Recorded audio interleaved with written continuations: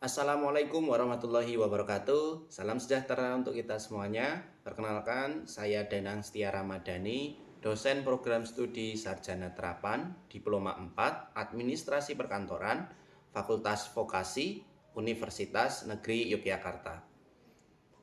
Video yang saya buat kali ini bertujuan sebagai pernyataan diri dosen dalam unjuk kerja di bidang Tridharma Perguruan Tinggi atau PDD UKT-PT di unsur pengajaran.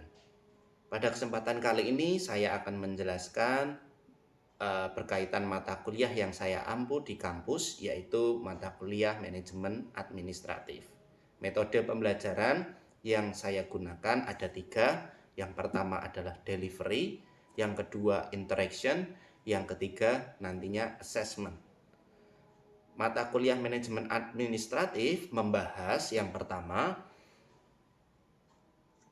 kedudukan kantor dalam ruang lingkup administrasi perkantoran, baik secara etimologis, keseluruhan proses dari institusi, dan juga organisasi. Membahas konsep kantor itu apa, pekerjaan kantor, kemudian sistem, prosedur, dan kerja dari dalam ruang lingkup perkantoran. Selain itu, nantinya akan membahas berkaitan dengan pegawai kantor, mulai dari penyusunan formulir, dari rekrutmen, seleksi, hingga nantinya mahasiswa juga akan diajak dalam menyusun formulir, pengendalian kuantitas dan kualitas kerja di ruang lingkup perkantoran. Harapannya dari mata kuliah ini mahasiswa mampu menjelaskan konsep dari manajemen administrasi yang meliputi 2 hal tadi. Yang pertama, kedudukan kantor dalam ruang lingkup administrasi dan juga aktivitas pegawai kantor. Selain itu, harapannya mahasiswa juga mampu menganalisis apa yang menjadi kebutuhan dalam ruang lingkup perkantoran, seperti tata ruang, tata kelola dari kantor, peralatan-peralatan yang dibutuhkan oleh kantor, sampai dengan permasalahan atau kasus-kasus yang sering dihadapi dalam ruang lingkup perkantoran. Teknik penilaian yang nantinya akan saya ambil ada 2. Yang pertama, keaktifan mahasiswa selama proses pembelajaran. Yang kedua, bagaimana mahasiswa mencoba memberikan alternatif solusi yang menarik ataupun inovatif dalam kasus-kasus yang saya berikan selama proses pembelajaran. Berikut gambaran proses pembelajaran pada mata kuliah yang saya ampu, yaitu mata kuliah manajemen administratif. Selamat menyaksikan. Baik, teman-teman sudah siap semua untuk proses pembelajaran pada pagi hari ini? Sudah? Oke, baik. Saya buka terlebih dahulu ya. Bismillahirrahmanirrahim. Assalamualaikum warahmatullahi wabarakatuh. Selamat pagi dan salam sejahtera buat kita semuanya. Bagaimana kabarnya, teman-teman semuanya? Baik, Baik, Pak. Pak. Baik, Pak. Ya, alhamdulillah baik. Semoga juga keluarga yang ada di rumah selalu dalam keadaan baik sehingga teman-teman proses pembelajaran di UNY bisa fokus, bisa tetap semangat ya, menjaga semangatnya sampai besok lulus. Itu baik. Sebelum kita mulai pembelajaran pada pagi hari ini, marilah kita berdoa dulu eh, berdasarkan kepercayaan dan keyakinan kita masing-masing. Berdoa, saya persilahkan.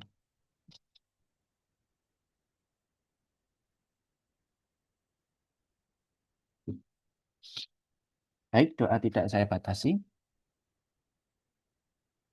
Hari ini kita akan melanjutkan pertemuan sebelumnya, materi-materi pada mata kuliah manajemen administratif, khususnya materi tentang organisasi perkantoran.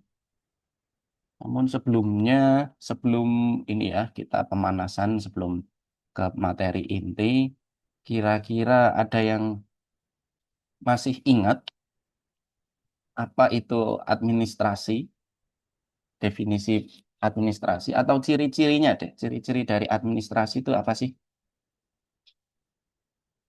Yang mau berpartisipasi?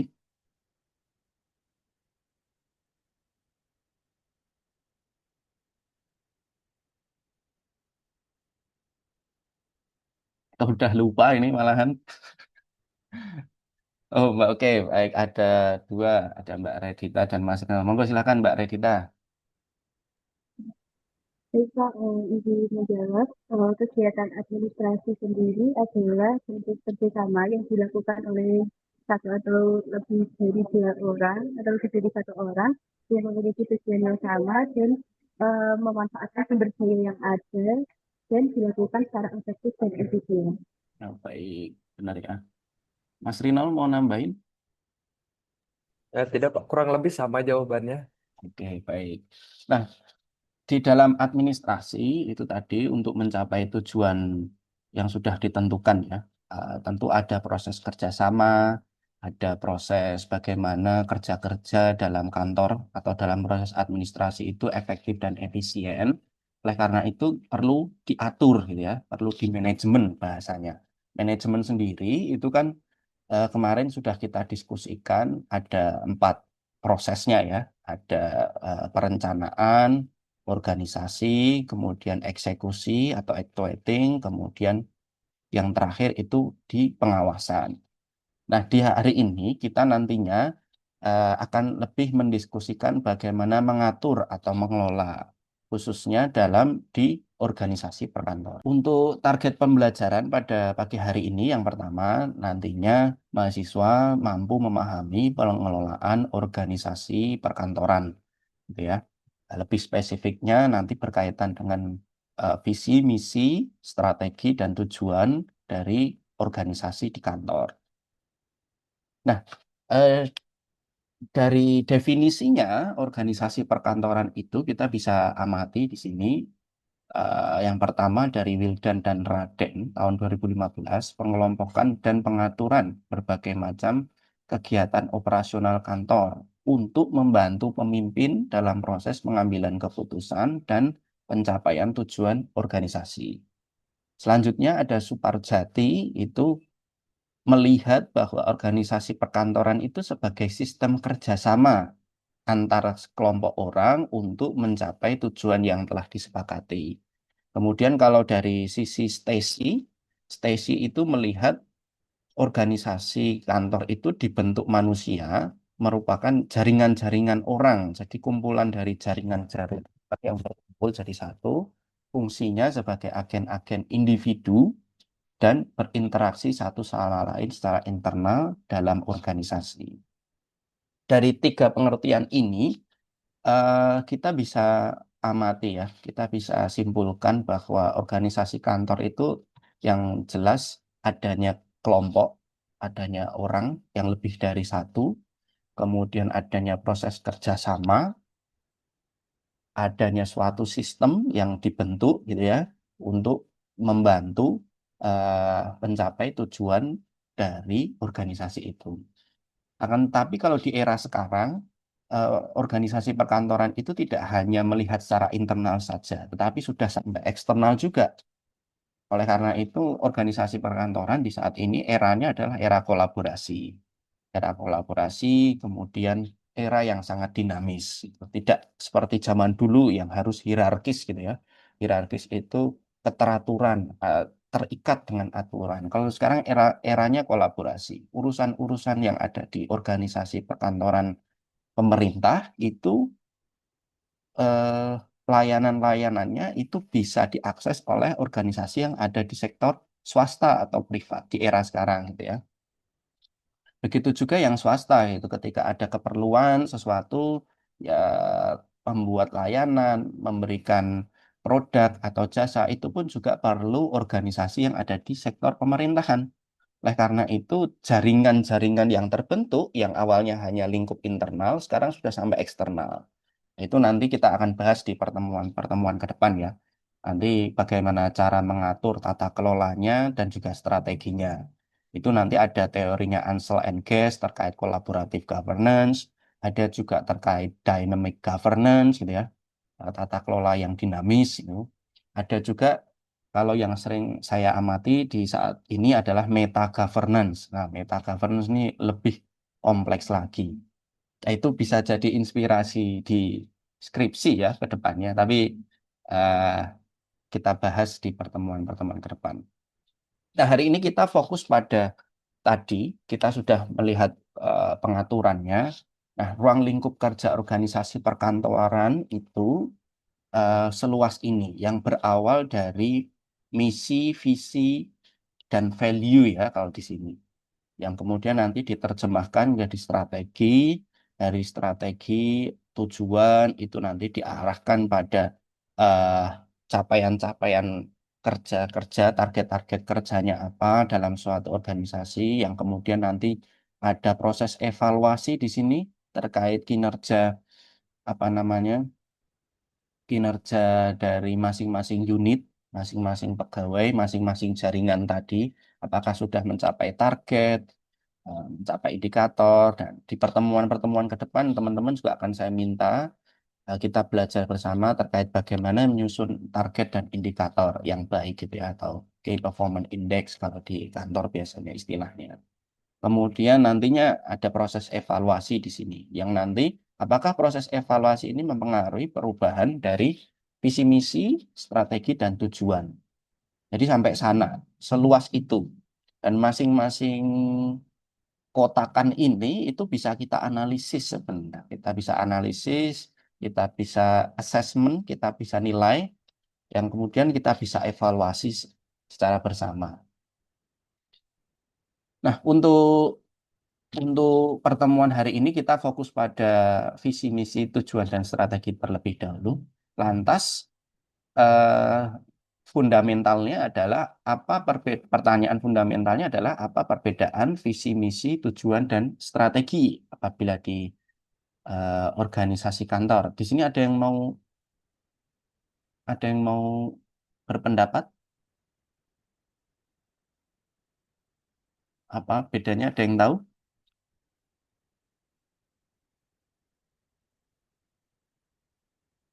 Tidak ada. Oke, saya lanjutkan. Nah, visi itu eh, merupakan gambaran besar yang akan dicapai oleh organisasi di masa depan. Jadi visi ini ruang lingkup yang paling besar. Meskipun nantinya visi misi, tujuan, dan strategi ini saling berkaitan dan harus berkaitan. Karena kalau tidak berkaitan akan aneh. Ruang-ruang kerja nantinya ketika teman-teman membuat Key Performance Index bagi pegawai, bagi staff, itu mereka akan kebingungan. Lah ini kita sebenarnya mau menuju kemana? Nah, tujuan besarnya itu ada di visi, teman-teman. Ada di visi. Itu. Yang ini nantinya melihat bagaimana ke depan organisasi kita mau dibawa kemana. Ya. Kemudian, misi itu melanjutkan dari aktivitas misi setelah menentukan visi. Lanjutannya adalah kita harus bisa menjawab bagaimana organisasi mencapai visi yang telah ditentukan. Ini sebenarnya visi ya. Mencapai visi yang telah ditentukan. Jadi turunan dari visi itu ke misi. Nah, misi ini nanti tahapan-tahapan apa namanya untuk mencapai visi. Nah, dari misi yang sudah kita susun nantinya dibuat target-target spesifik untuk mewujudkan misi. Nah, biasanya di level tujuan, di tingkatan tujuan, ini sudah kita operasionalkan ke dalam divisi-divisi. Karena tidak mungkin satu divisi itu menyelesaikan satu misi, tetapi harus dibantu oleh divisi-divisi yang lainnya. Oleh karena itu, seperti yang disampaikan para ahli tadi, di dalam kantor merupakan jaringan-jaringan. Nah, ketika satu jaringan ini rusak, tentu akan mempengaruhi bagaimana capaian organisasi itu mewujudkan misinya dan lebih jauh lagi mewujudkan visinya. Nah, mulai di sini, ini teman-teman harus mulai bisa menyusun Key Performance Index ya, atau KPI di masing-masing unit di perusahaan kita atau organisasi kita, eh, agar staf-staf itu tahu peran mereka, fungsi mereka, bagaimana cara membantu untuk membantu organisasi atau perusahaan itu mencapai visi yang sudah ditentukan. Sehingga mereka tidak useless. Ketika useless, ya tentu masing-masing pegawai itu akan mempengaruhi ke performance dari kinerja dari masing-masing unit. Dan nanti juga akan berpengaruh terhadap capaian-capaian kerja yang sudah ditentukan. Nah, sedangkan untuk strategi itu adalah rangkaian tindakan mencapai tujuan. Gitu. Dari keempat ini harus saling berkait, harus saling ada keterhubungan. Apabila tidak terhubung dari masing-masing uh, visi misi tujuan dan strategi akan mengganggu performance dari perusahaan. Meskipun nanti akan ini ya, akan ada variabel lain gitu ya, yang akan mempengaruhi kinerja, bisa dari semangat selain dari semangat pegawai, bisa dari unsur misal politik gitu ya. Kemudian mungkin ada kondisi lingkungan di eksternal, misal ada bencana, ada perang, itu juga akan mempengaruhi visi misi tujuan dan strategi dari suatu organisasi. Contohnya apa? Contohnya adalah di pihak luar gitu ya, di pihak di jauh sana gitu ya sedang ada perang tarif antara Amerika Serikat dengan seluruh negara di dunia. Sedang ada perang antara Israel, Palestina, kemudian negara-negara di Timur Tengah, termasuk Amerika juga terlibat di dalamnya. Meskipun kejadian atau aktivitasnya di sana itu juga mempengaruhi visi misi tujuan dan strategi yang ada di Indonesia. Ternyata Presiden Prabowo Subianto juga terpengaruh terkait kebijakan tarifnya dan sebagainya. Itu. Nah, untuk menyusun visi misi tujuan dan strategi ini yang harus teman-teman cermati adalah pertama spesifik. Itu. Kemudian measurable itu ini ya, terukur gitu ya. Terukur, kemudian achievable itu bisa dicapai, relevan, kemudian ada time bound. Time bound itu ada batas waktunya. Waktunya targetnya sampai kapan tuh kita mencapai visi itu, misi itu. Seperti itu. Sampai sini ada yang mau ditanyakan? Ada yang kebingungan? Mbak Rohma, monggo silahkan. Baik Pak, terima kasih atas waktu yang diberikan. Dari materi tersebut saya ingin bertanya Pak terkait visi dan misi. Dalam penyusunannya, terkait visi dan misi itu apa dulu yang harus disusun Pak? Apakah visi dulu ataukah misi dulu? Baik, terima kasih Mbak Rohma pertanyaannya. Nah, yang harus disusun itu sebenarnya tidak ada urutan ya. Apakah harus dari visi terlebih dahulu atau dari strategi dahulu? Karena apa? Eh, kita bisa lihat alur di sini. Nah, alur ini itu kan seperti siklus ya, seperti siklus. Bisa kita mulai dari awal terlebih dahulu, misal dari visi misinya, visi terlebih dahulu kita tentukan. Oh, kita mau ke depan mau misal Indonesia emas di tahun 2045. Nah, itu kan visi besarnya. Berarti kita lihat dari futuristiknya. Bisa juga kita lihat dari sisi evaluasinya. Kira-kira evaluasi-evaluasi atau situasi pasar gitu ya, mungkin kalau di perusahaan situasi pasarnya di era sekarang seperti apa? Teman-teman coba evaluasi. Nah, kemudian dari evaluasi itu teman-teman ingin berkontribusi di mana gitu. Kan nanti ketemu celahnya. Oh, kayaknya ini masih belum banyak yang mengerjakan nih di bisnis ini. Nah, dari situ teman-teman bisa pilih niche itu atau market yang belum ramai itu yang nantinya kalian tentukan kira-kira di pasar tersebut mau visinya mau tentang apa. Nah, jadi mulainya dari mana itu tergantung dari perusahaan atau organisasi. Mulai bisa dilihat dari awalnya visinya atau dilihat dari sisi evaluasinya atau dari sisi strategi yang telah dilakukan oleh pasar itu seperti apa. Is it work di era sekarang gitu. Oh, ternyata setelah dievaluasi ternyata belum banyak nih yang melakukan ini tentang strategi-strategi marketing ini. Eh, Teman-teman bisa ambil dari situ.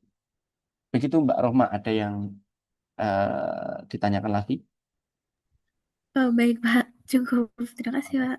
Baik, saya lanjutkan ya. Nah, contohnya ketika kita menyusun visi misi itu seperti ini, teman-teman. Misal saya punya visi ini, saya misal sebagai direktur perusahaan ini ya tentang agrobisnis ya, tentang pertanian gitu ya. Di sini saya bikin visinya adalah menjadi perusahaan supplier agro terbesar di DIY tahun 2045. Nah, itu. Jadi spesifik kita mau bermain di mana, terukur gitu ya, kira-kira eh, terukurnya ini dari sisi apanya gitu ya. Bisa dari sisi waktunya seperti time bound-nya sampai 2045. Kemudian bisa terukur dilihat dari sektor pasar ini saya ingin mengambil dari sisi suppliernya saja gitu. Sehingga kalau saya bermain di end usernya wah, itu udah terlalu ramai gitu kan. Dari evaluasinya misalnya dari evaluasinya wah sudah terlalu ramai main di situ, ternyata celahnya di suppliernya. Ya kita mengukur kemampuan kita sendiri dan juga pasar. Terukur akhirnya memilih di sektor suppliernya. Nah, dari visi besar ini diterjemahkan menjadi misi-misi yang nantinya itu untuk membantu tercapai visi tersebut. Apa? Di sini kerja-kerjanya dari perusahaan saya ingin menyediakan produk makanan yang murah, yang mudah dan segar, gitu. Dan juga menyediakan pasar pangan yang efisien dan murah. Nah, dari penentuan misi ini nanti diterjemahkan ulang ke tujuan. Itu yang nantinya tujuan ini mulai diterjemahkan pada indikator-indikator kinerja dari organisasi kita, gitu ya. Misal untuk menyediakan produk makanan yang murah, mudah dan segar itu gimana? Oh, berarti saya harus memiliki mitra dengan petani. Oleh karena itu tujuan di sini saya menentukan memiliki 100 kelompok pertanian di Magelang, Kulon Progo, Bantul, dan Gunung Kidul. Kemudian untuk menciptakan pasar pangan yang efisien dan murah, gimana? Saya membuat mitra pemasaran yang bekerja sama dengan kelompok ibu-ibu PKK, misal di DIY. Sehingga nantinya cost distribusinya kita bisa tekan. Nah, dari tujuan tadi kita mulai tentukan strateginya apa. Oke, semakin spesifik, semakin terukur. Biar terukur gimana? Oh, satu MOU dengan mitra petani tiap bulannya gitu ya, atau kontrak farming istilahnya.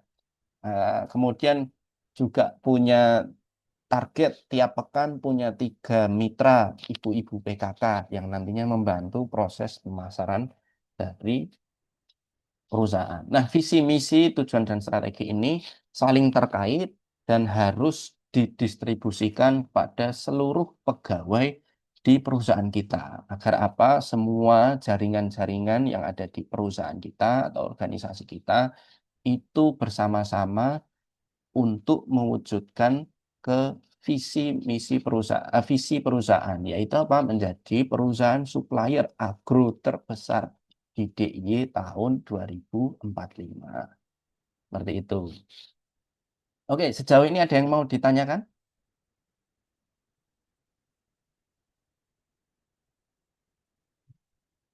Cukup jelas?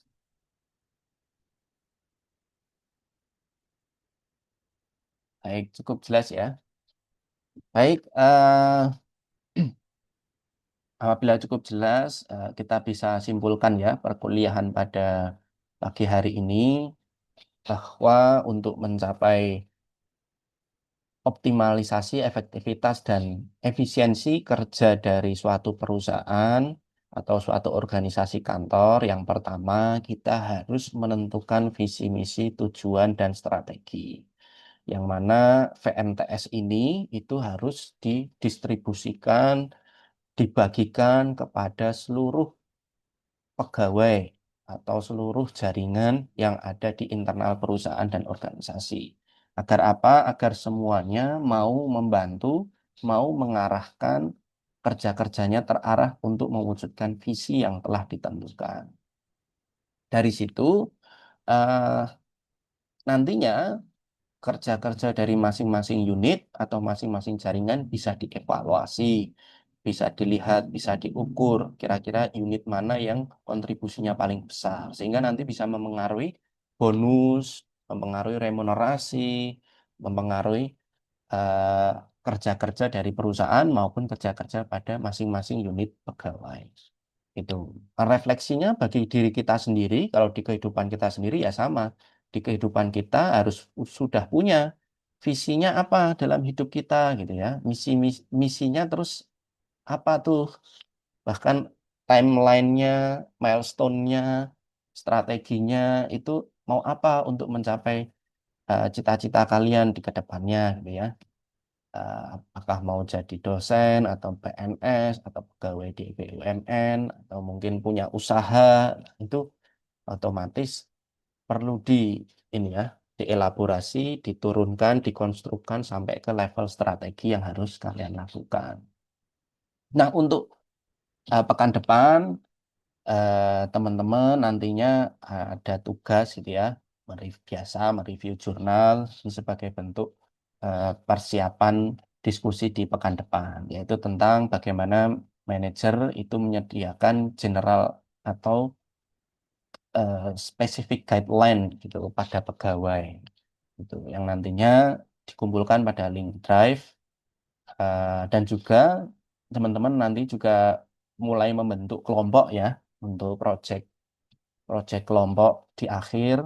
Nanti teman-teman hasil diskusi kelas kita coba kalian amati secara langsung di dunia usaha atau dunia kerja. Kira-kira apa yang kita sampaikan ini pas nggak di sana. Contoh kalau di visi misi, target dan strategi tadi, tujuan dan strategi tadi, kira-kira kalau di dunia kerja implementasinya seperti apa? Apakah ada perbedaan dengan diskusi kita di kelas pada hari ini? Kalau ada, nah nanti itu menjadi bahan refleksi kita. Apakah ada pengembangannya, ada tools-toolsnya yang mereka lakukan di lapangan. Seperti itu. Baik, apabila tidak ada pertanyaan lagi, saya cukupkan sekian terkait presensi. Nanti token akan saya bagikan di ini ya, pada ketua kelas. Silahkan nanti presensi. Kemudian apabila ada pertanyaan nanti bisa sampaikan di grup kelas. Kurang lebihnya mohon maaf. Saya tutup. Wassalamualaikum warahmatullahi wabarakatuh. Waalaikumsalam warahmatullahi wabarakatuh. Terima kasih, Pak. Terima kasih, Terima Pak. kasih, Pak. Demikian video yang saya buat, semoga bisa menjadi gambaran proses pembelajaran yang saya lakukan selama di kampus. Yang kedua, memudahkan asesor dalam melakukan penilaian dalam proses usulan sertifikasi dosen yang sedang saya ajukan. Kurang lebihnya mohon maaf. Wassalamualaikum warahmatullahi wabarakatuh. Terima kasih.